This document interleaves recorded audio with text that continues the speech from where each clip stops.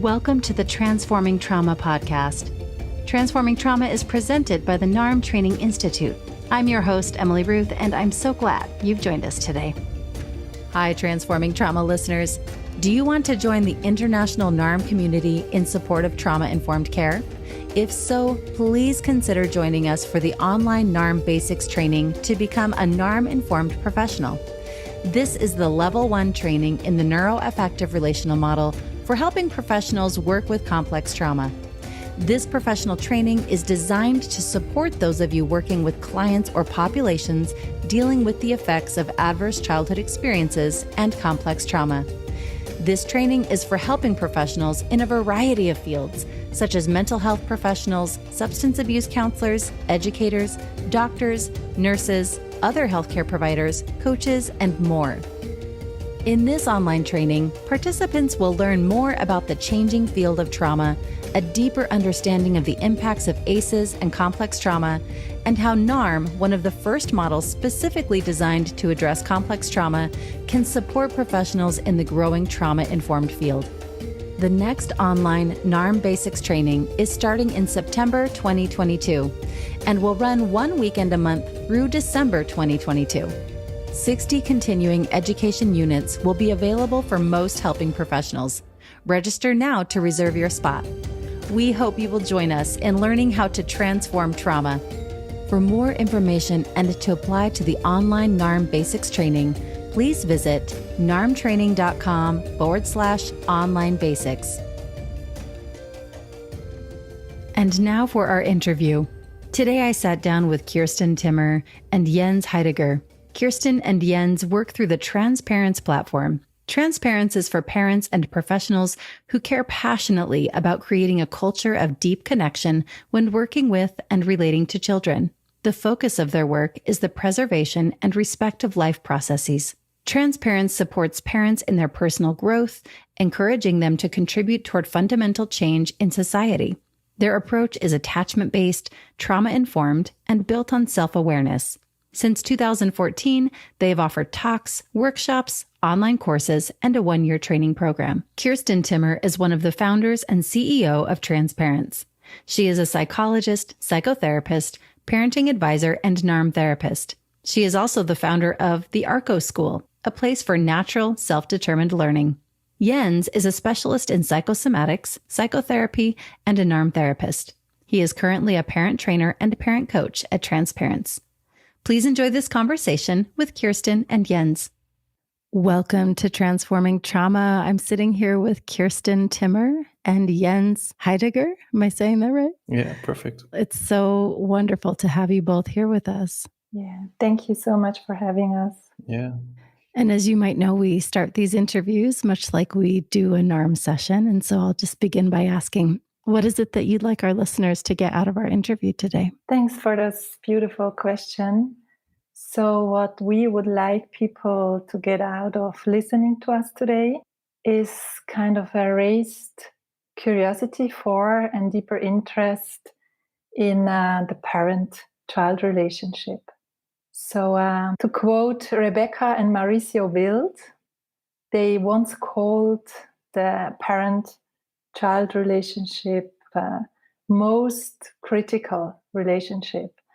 And speaking out from our own experience and also professionally, we definitely feel that it's true. And at the same time, this relationship between parents and children is so much close to heart, and it's such a beautiful relationship. So we hope that it will become even more clearer to the listeners how the root of most developmental trauma lies in this early parent-child relationship, but also when children get older. And at the same time, that there is a huge invitation for all of us to grow together.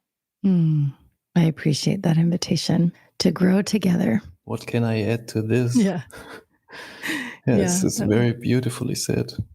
Yeah. And it's just so much joy that can be in parent-child relationship. So much possibility for connection and healing.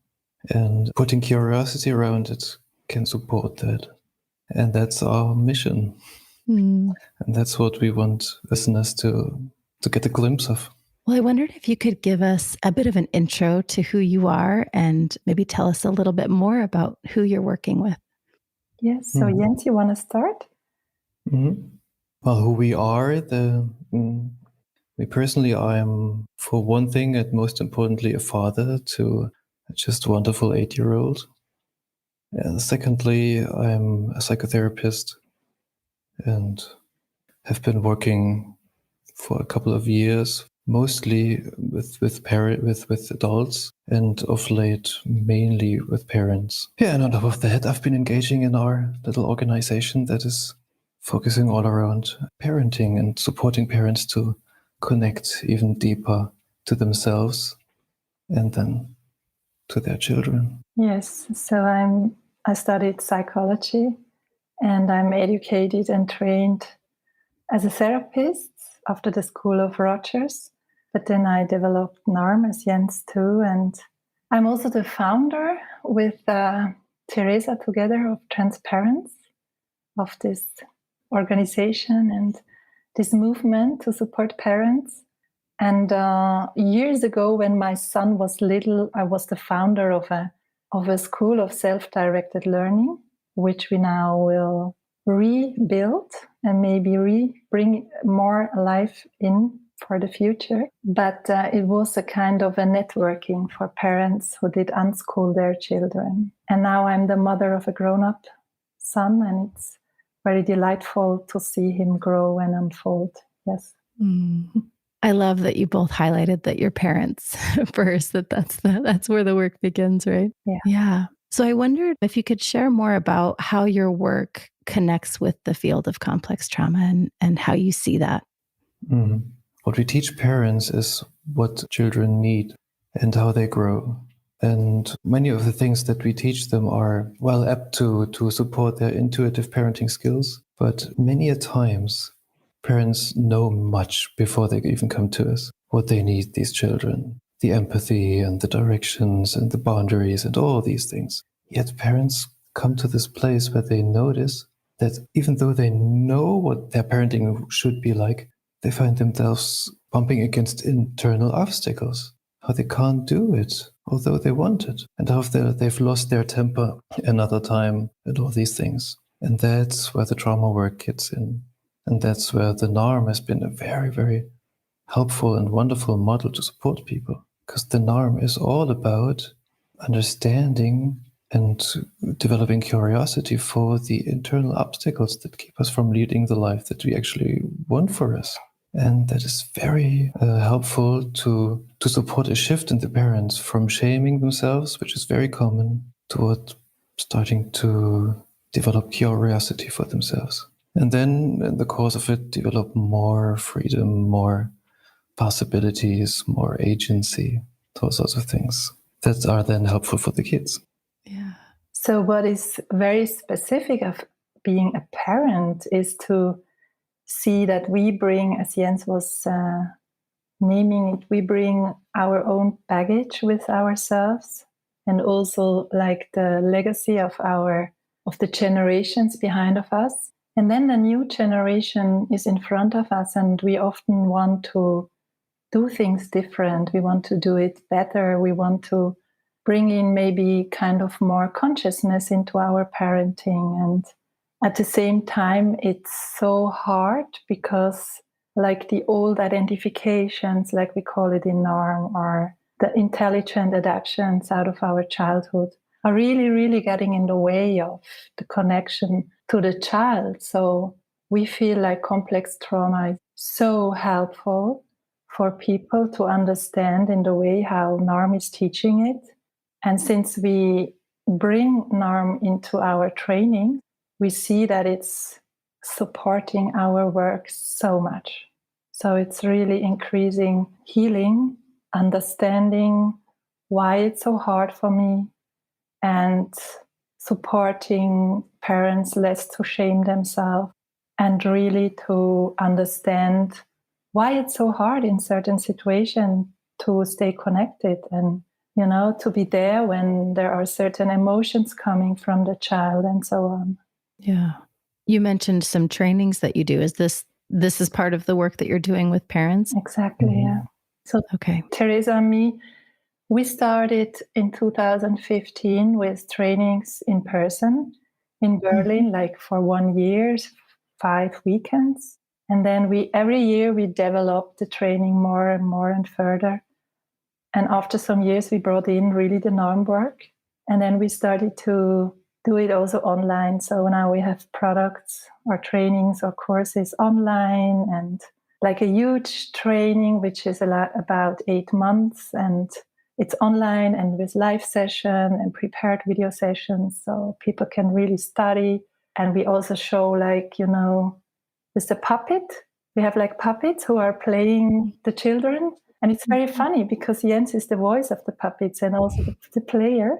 And those puppets, they have a certain age. And then we show like how it's going sometimes when it's really not going well, and that we can see how, oh, yes, I know that. And we try to support, to see how we can maybe relate differently and understand better the behavior of the child.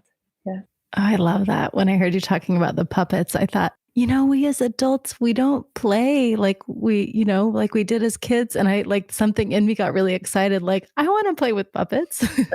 I want to do this training because I can see how bringing that in, and I understand. I mean, I think I understand how you're using it. So the puppet is playing the child and you're using it to demonstrate. Yeah, that's what you do. We can't have real children there. Right. So I'm playing these puppets to portray the children, and we have all sorts of puppets for all sorts of ages. Mm-hmm. And then I'm sitting there with this puppet, getting into it with my hands. Yeah. And I'm going, Mama, I want to watch that film. I want to watch that film. You must let me watch that film. Mm-hmm. This sounds familiar. I have a 3-year-old. But you were just playing my little guy. But I love that. So you're portraying the children, but I love the playfulness there because I think that invites curiosity, I imagine. It totally is. Yeah. Usually our participants are sitting there and watching it and watching all sorts of mother behaviors that we play with puppet, and they can connect. Yeah. And they can see there are children in this, and they can see themselves in the different parenting styles that we play. Mm-hmm. Because it's puppets, and puppets are play. Mm-hmm. It's getting this light sort of touch. It's not all that heavy. Yeah. And that's really cool. Yeah. And from that, we involve the parents into plays, not with the puppets, but in role plays. Mm-hmm. We have them play themselves and another participant play their children. And then we have them swap roles so they can step into the shoes of their own children and feel how it feels from the inside, what the needs may be, what the deeper reasons may be, and what the parenting style feels like. And then they come into all sorts of aha moments and hopefully curiosity, not shaming. We do our best to support the first one. Yeah. Oh, I love this so much. It's making me think a little bit. I've read some of the work of Heidegger. He wrote a book called Between Parent and Child. And what I'm hearing is that you're embodying this. I mean, literally with the puppet, you're showing how this can be worked with. And then I love this piece of the parents getting into the shoes of the children and experiencing that from the inside. What is it like? Being curious. What is it like for my child? What is their experience? And how powerful that is.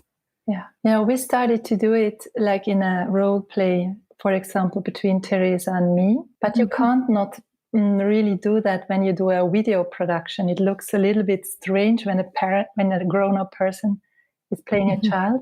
But still, in our live sessions, this is very playful often. So somebody is asking a question, we go deeper into the Q&A. Sometimes we do a kind of a coaching piece also where we used a lot of the modality of NARM. But then we also sometimes just take this moment and play it together.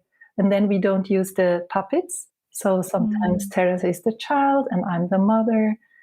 And then we play it. And a lot in this place and also with the puppets is like you see it, you feel it, and you get a kind of a transmission, how it feels like more aligned with deeper principles, deeper principles of connectedness, of relatedness. And it's in ourselves, we can have kind of a resonance when we see that and feel that. And you understand so much more than just reading. So I love that too of our work. It's a core principle. Yeah. And even in that, it's so aligned with the NARM and the trauma work, because it's all totally rooted in deep curiosity and deep unconditional appreciation for whatever is. And yet, with a clear orientation toward a goal, which is deeper connection. Deeper connection. Gosh, something's happening inside for me right now. I'm getting really excited about the work you're doing, that this is out in the world, that you're threading in, you're weaving in this NARM work as you work with parents. And I'm also getting this sense, as I'm imagining myself, if I were to be in your training, that along with the playfulness, that there's a little bit of vulnerability there. If I'm to step into the shoes of my child in front of, others, that I'm going to be discovering something about myself, about my child being held in this container. I'm feeling into that a little bit and feeling a little bit of emotion coming up. It's really beautiful. Yeah, totally. And that's also why we feel it's good to have a community together where we give ourselves the permission to learn and to be curious and to show us in our vulnerable places, because children are like an external, when you have a feeling of something is not right with me in my life, as we all know how NARM is exploring this and supporting this to understand why we have identifications like that something is maybe wrong with us, or we are like, our needs are very strange or things like that. And then with the children, often it feels like we cannot control them on one level. And then when their behavior is also triggering our shame and our places where we feel like nobody that is allowed to see that. And the children are triggering this, and we want to stop that. We don't want to see this behavior. We feel very vulnerable because we cannot control them, or we try to control, but it's not what we want really. And so I feel the parent-child relationship is a very vulnerable part in our life, and to have a community where we support each other, where we can learn, where we can see the behavior, when we can see that other parents have the same questions, it's very helpful. For many parents, it's the first time that they allow themselves in public to talk about certain experiences around their parenting. Mm-hmm. That's not the usual playground sort of talk, when it really comes to the inner obstacles that are popping up when having these challenging moments that every parent has. Right. And it's very beautiful to be with these people and just to experience, to feel how they grow into this trust in the groups, how that develops over time, and how they really connect. It's cool.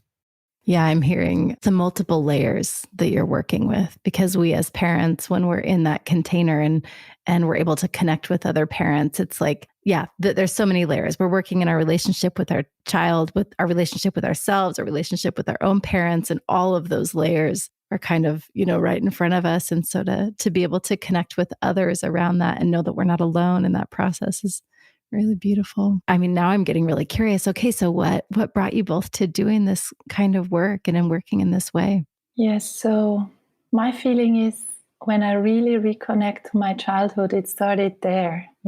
It's I had a kind of a intuition or a kind of a feeling when something felt right or more aligned. I think a lot of children have that. And I sometimes was wondering why my parents were shaming me or shaming my brother, because it felt not natural for me. And I feel like this was leading me in my life, this inner feeling of being more aligned with, we can say, like deeper principles of life or nature, or like the deeper things we all can feel.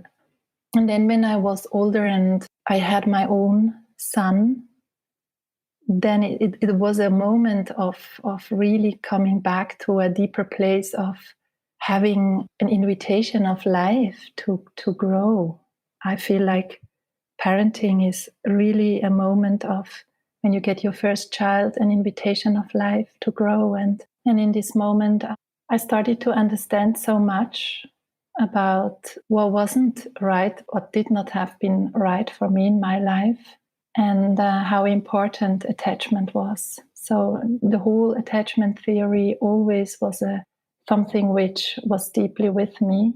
So to make a long story very short, when I was connecting to Norm and I got to know the work, I felt like a lot of pieces came together, like the attachment based thinking, and like it's how it's influencing our way to relate to ourselves and to the world and to our children.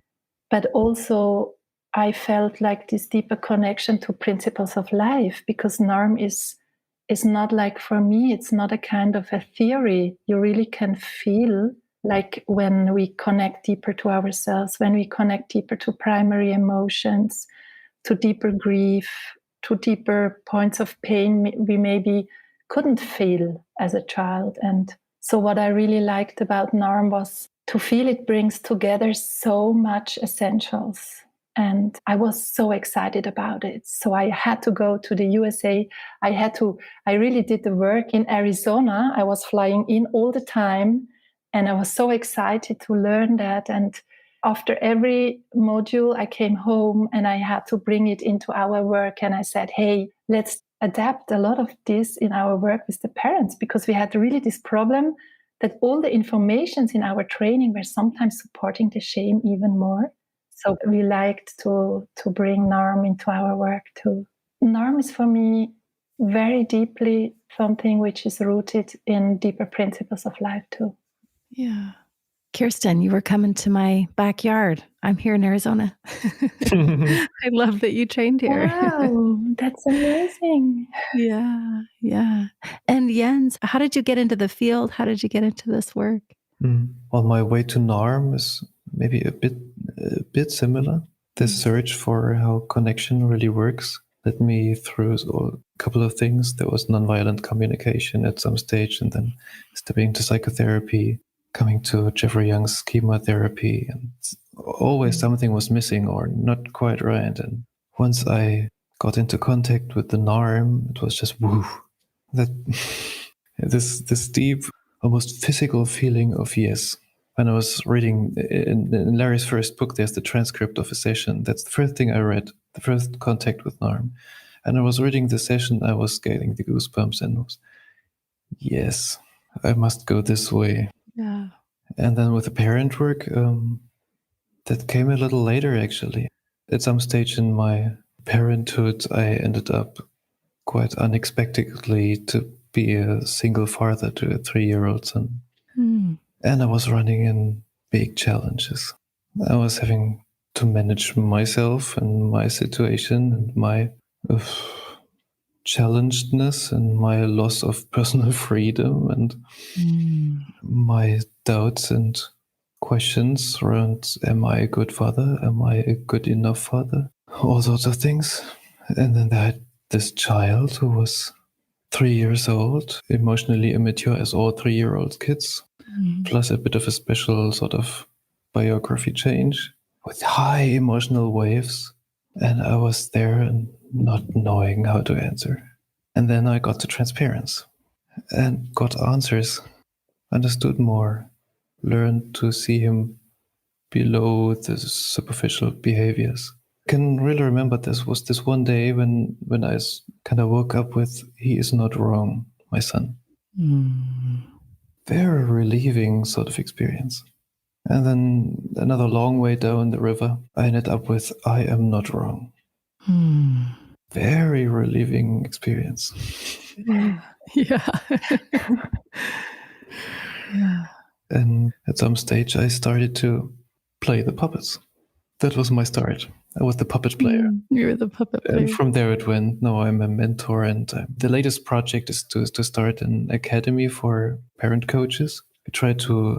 We are starting a norm-informed training for parent coaching. And I'm ending up to be the teacher in this. And I'm very excited and very happy about it. Wow. I'm feeling excited too for that, for all the ways that your work is touching the world. Wonderful. So you told us in there what led you to get trained in NARM. It sounds like you both stumbled into it. Is that right? Or Jens, did you hear from Kirsten? I did actually hear from Kirsten and people. At Okay. first, I was like, I'm not doing NARM. Everybody's doing NARM. It's the thing to do at the moment. It's like fancy and stuff, and I don't like fancy stuff. And then this abbreviation NARM, what's that supposed to mean? I was like not interested till I read the transcript, and then I didn't care about the abbreviation anymore. Yeah. Wonderful. I wondered if both of you or one of you could share any stories of where maybe there's struggle or inspiration, anything that you think would be beneficial for our listeners to hear in the work that you do. I think it's very interesting. Actually, we are working with parents, but on one level, also the children are kind of our clients, you know? Mm-hmm. So I like this feeling to connect with the children of the parents who are in our trainings, because it feels like a bigger community, you know, and to feel those souls, it's very beautiful. But I feel like the child-parent relationship is, as I said before, sometimes really challenging because you feel so exposed. So if we bring in like teachings, we also teach about how important it is to understand things like frustration, how you can support a child who has strong feelings, and how to know more about the toddler, that it's a special time in life for children under 7 where they do not have certain abilities, you know, and you don't have to take it personal if they cannot, for example, contain certain feelings, you know. But so we teach a lot, and at the same time, we also are learning to understand ourselves better. But sometimes the teaching is landing on places where we try to work harder. Like this is a strategy a lot of us know, and where we put more pressure on ourselves, where we try to be more the perfect parent, where we want to do everything good. And this tension is sometimes not helpful, you know, for the child-parent relationship. So I always feel like this deeper responsibility for myself and with our team to really find out how we can support parents to feel more compassion of themselves. Because if you feel softer and more connected to your heart and maybe to why it's sometimes not easy for yourself, you immediately have a different inner state. And this different inner state makes totally different connection to your child. But I feel this responsibility sometimes to just take care that we do things which support parents to connect to their intuition and not getting in the way. So this is maybe sometimes the struggle, or to see how in the first years some of the informations or trainings were also landing on places which I would say today I wouldn't do that anymore like that. Oh, Kirsten. So as you were talking, I was just feeling into my own experience I have 2 older boys. I have a almost 15-year-old and almost 12-year-old. They both have birthdays here in the next month. And how different my 3-year-old is from my older 2 boys. They're both very mellow, kind of low key. And this 3-year-old has a lot more energy, a different energy, a different temperament than my older 2. And so I've spent a good amount of time, you know, what's wrong with me that I don't quite know how to support him, like as I'm figuring out, you know. Anyway, I just was thinking of that as you were sharing, of as we're taking in the NARM work, like being tender with ourselves and not shaming ourselves. Because I know as I first was learning NARM, and like my eyes were opening to all the ways that I've shown up as a parent and, you know, in my own strategies and all of that. And I remember Brad sharing, I can't remember exactly his words, but it was something to the effect of, we can potentially use these principles as we learn more to shame myself even further, you know. Oh, no. There was so much compassion in how he said that, you know, like noticing how Emily was shaming myself as I learned more, and I realized the ways, you know, that I had shown up, and that I don't want to shame myself with it. I just want to, you know, use it to be supportive. Yeah, it's exactly this vulnerability was what I was talking about, and the challenge of our work. So to see that we are on the way, you know, and we have to reconnect, or we have to find out where we are, And at the same time, we have like the next generation in front of us, and we want to give them a good start. And it's this is really vulnerable for all of us. Yeah. I might just talk about one parent that just came to my mind when you were asking for a story. That's a person who consulted us because he was just not able to understand the son's behavior, not wanting to go to school and making a fuss each morning and not wanting to get out of the car when it was going to the school. And we started exploring. And he had this idea that he was doing something wrong and not giving directions enough, and asked for support to be more of a straight sort of parent. And we started exploring, started to get curious. First around the child. If there was anything around the school that was challenging the child, but there was nothing to be found. And in the end, we sort of landed with this child was going to school for the first time. There was no preschool or anything, and they had been very close in the family. And his father was very, very close to this boy because there was a younger sibling, and the mother was much with the younger one, and this older son and the father were very connected. And we ended up with, this father's being sad to see this child growing and leaving the house and being away so much. He couldn't feel it in this sadness of his. He wasn't allowing it to be there, but the child obviously noticed. And when the father reconnected to this emotion of his, the sadness of having to let go, which is a parent experience, we are there to make ourselves superfluous in a way. Yeah. Yeah. He could cry his tear, and after that, looking at the child, he himself could see, this boy probably has that too. This interest in this, bam, I want to go to school, learn all these things, cool. And at the same time, leaving this intimate connection of being at home. And connecting to his own sadness, the father knew that he was going to support the child with his emotion much better. And at the end of the conversation was a coaching. He said, well, I'm looking forward to the next morning when we are going to have the same situation. I know it's going to be different. That's so powerful to think of creating space for folks to connect with themselves, connect with their emotion. You know, I know in different, cultures here in the United States, that is there's very much, a lot of suppression, especially of, emotion like sadness that maybe is inconvenient or isn't seen as strength. These are my words. This is my perception of it, right? But I'm just thinking I'm raising 3 boys and how that is very much in the air for them, that they feel, that they need to suppress or they need to be strong, and how beautiful it is that you're offering this way for parents to connect with themselves. And that as we share that with our kids, that it's important for us to stay connected to ourselves and our emotions and not necessarily be overtaken, but by those emotions, have the capacity to be with them though. That feels really important. And I was very moved and touched as you both shared your experiences with that. Thank you. Well, I wondered if there was anything else that feels important to you that feels left unsaid. We also want to make sure that we can give folks opportunity to connect with you and your work. I know you're on another part of the world, and I don't even know what languages you offer all of your work in, but I was hoping you offered something in English because I'd love to connect with something. But anyway, if there's anything else that you have to share. Yeah, so maybe I can, before we can say maybe something about our work, I just want to share with the listeners that what I started to share before, I'm always looking, or as a team, we are always looking to what are really places for parents to connect to and to be like essential for healing, What I really want to give or talk about is this inner state I was talking about before. So what I feel is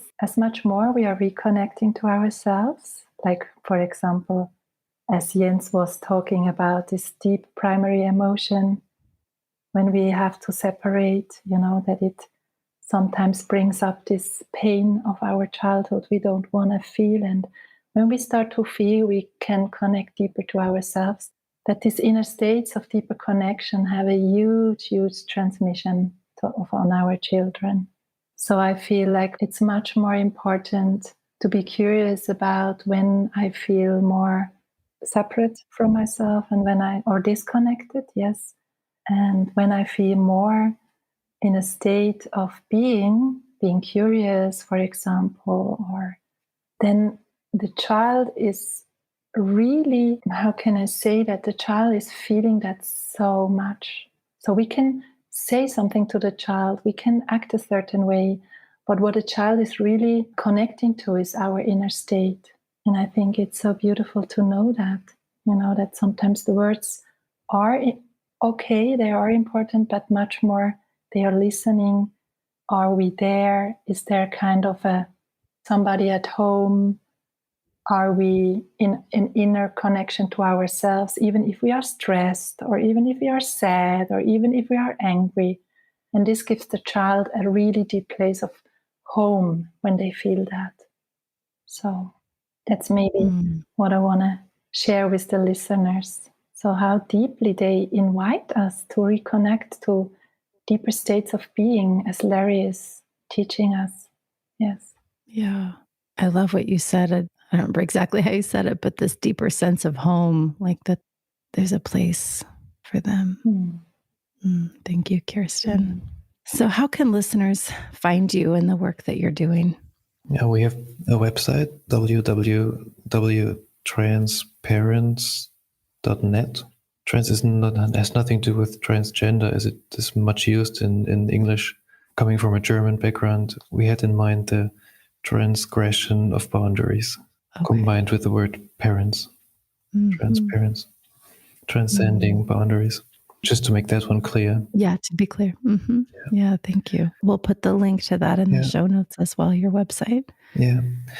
And our work was originally only in German language, because that's our mother tongue.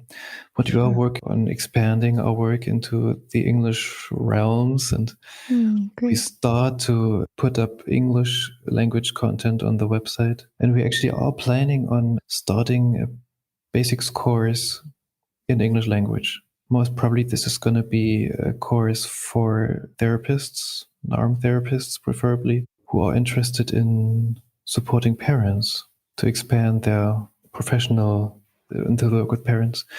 But more things maybe for parents may follow.